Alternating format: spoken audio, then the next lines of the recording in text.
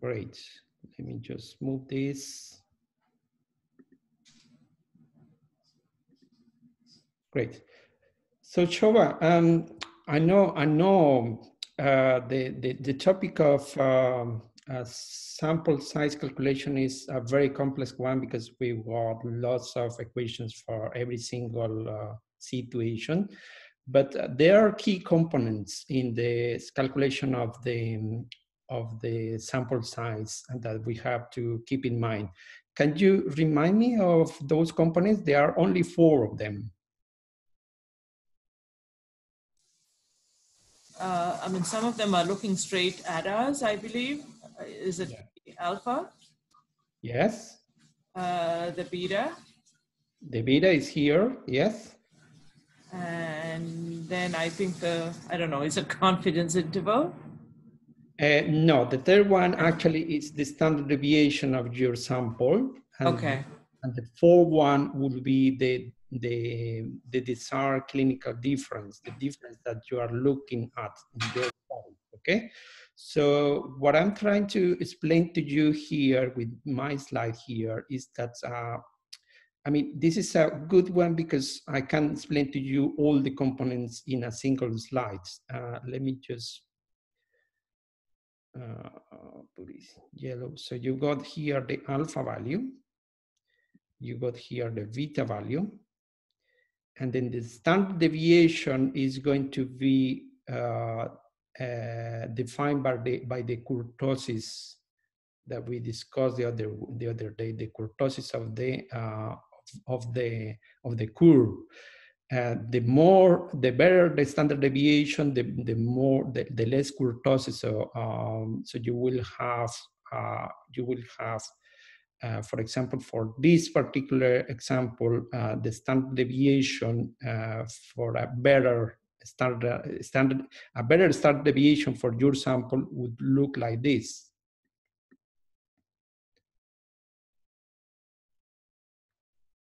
Something like this, and same for this. So I'm talking about the same sample, but with a better standard deviation, right? So that means that the kurtosis, which is this, remember that the kurtosis by definition is the distribution of the outliers. So the less outliers you have here, the better the kurtosis is. So you essentially your curve is going to look more thin. This is going to be more wide, and this is thin. This is thin, yeah, thinner, yeah. And then the fourth, let me just change the color here.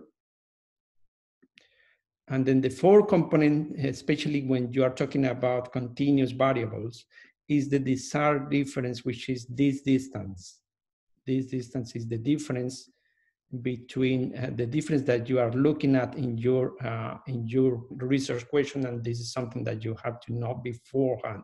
Okay, so something important to understand is that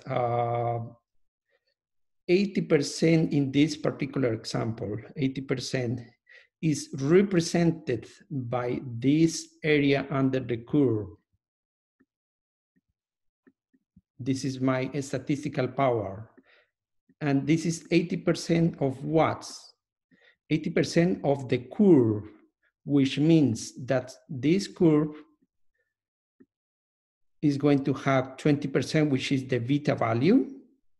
And then that means that the area under the curve, the total curve, is represented by 20% here and 80% here, which is the statistical power, okay?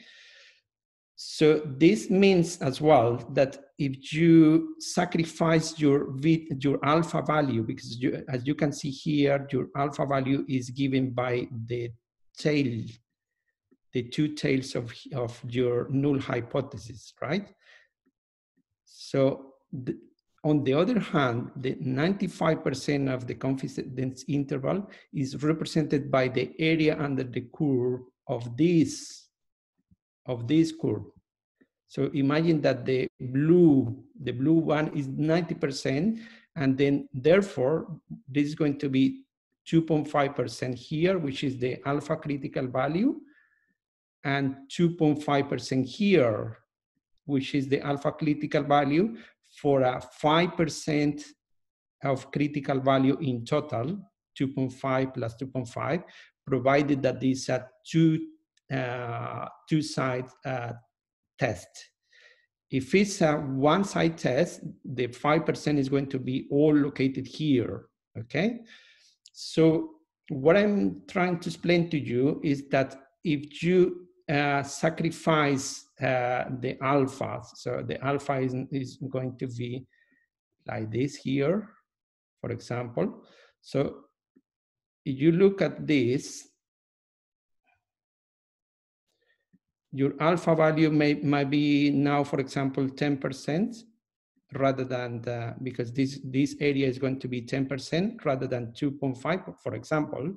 But then your statistical power is going to be better because it's not going to be 80% anymore. Maybe it's going to be 90%, and here the area under the curve is going to be 10%. So what I'm explaining to you, because you can't really have a sample with a very nice alpha critical value and very good statistical power. And this is the reason, because in order to increase the statistical power, you need to sacrifice something from your alpha value, okay? So this is the first way to do this, but there is another way, which is, for example, increasing the desired effect. So if you increase the distance between those curves, that means that your alternative hypothesis is going to be like something like here.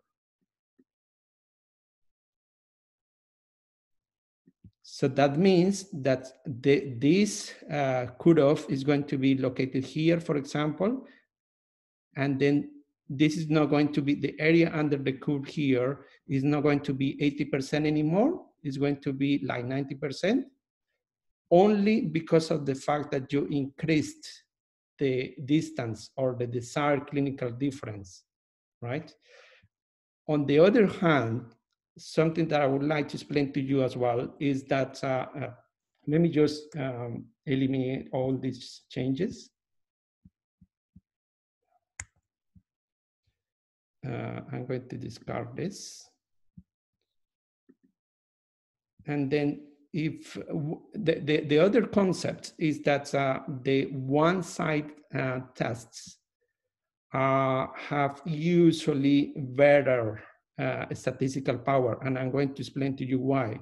Because this is a two-tailed test, but if you are talking about a one-side test, that means, oops, sorry, that means that all your 5% is going to be allocated here. This is a one-side test. And there is nothing here because you are not interested in this side of the null hypothesis, yeah? So if you are using a one-side test, your cutoff for the statistical power is going to be immediately here. What does it mean? That this is not going to be 80% anymore. It's going to be like 90%, which is the area under the curve. I think that's my explanation regarding this. And then I've got another way to explain this. For example, this card. Let me see, what can I do for you?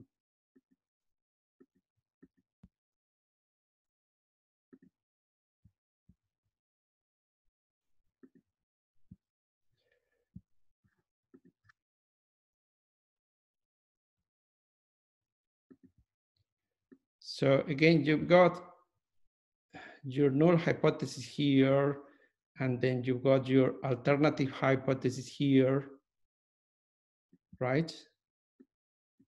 So this is null hypothesis, and this is alternative hypothesis. But then what I was trying to explain to you is that you can actually were with the same data, but with a better standard deviation. So you see that the distance here is not the same distance here, and then same for the null hypothesis. And I'm talking the same about the same data set, but with a different standard deviation, right? So for this particular example,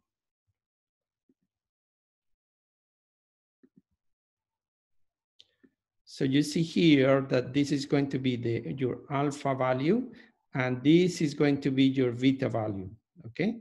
By modifying, by increasing artificially, improving your standard deviation, this is going to be like here and here. So this is still the alpha value here. The alpha I explained to you here and here. So this is going to be 2.5. And this is going to be 2.5. But then you have to realize that for the same cutoff, the area under the curve here, which is your statistical power, is not 80% anymore. It's actually better, because that looks like this is going to be like 5% of the beta, and then the statistical power for this example might be even 95%. Sorry, 95%. Why? Because the area under the curve was modified only by modifying the shape of the curve, only by improving the standard deviation. I hope this is more clear to you now. No, that was great. But if the data is the data, how do you manipulate or not manipulate, how do you change the standard deviation? You can't. This is a very good question, Shobha, because you got three ways to modify your statistical power. The first way is to modify your standard deviation. The second way is to modify the difference between the treatments. And the third way is to increase your sample size, okay? So what many researchers do usually is to improve the standard deviation in order to decrease the sample size. This is a very bad practice, because the standard deviation is implicit to your sample. You can really modify your standard deviation, right? And the second way, which is modifying your desired clinical difference, is not appropriate, because it is what it is. And then you can also modify, as I explained to you, the alpha value, like, for example, going from 5% to 10% of alpha value, but this is not a good idea. So, so the best way and the only way actually to increase your statistical power is what? Increase your sample size. By increasing your sample size, you are going to improve your standard deviation, because you are going to have more patients, so your standard deviation is going to be better, yeah? And by improving your standard deviation as a result of the increase of the sample size, you are going to increase the statistical power. So long story short, the only appropriate way to increase your statistical power without sacrificing your alpha value, without sacrificing your clinical difference, is increasing the sample size. That was amazing, Wilson. Thank you so much. Really appreciate it. Great.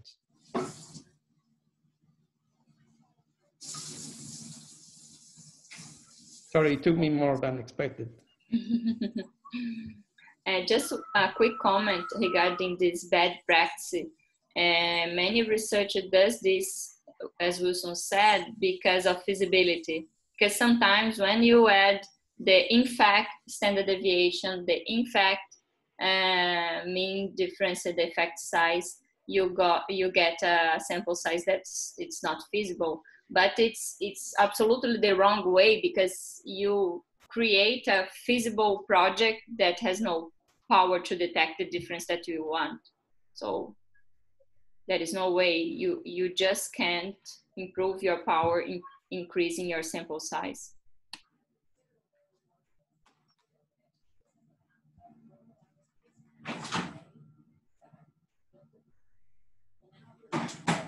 Hello, Y, how are you? May I stop the record? Yes, yes, yes. Oh, I'm sorry.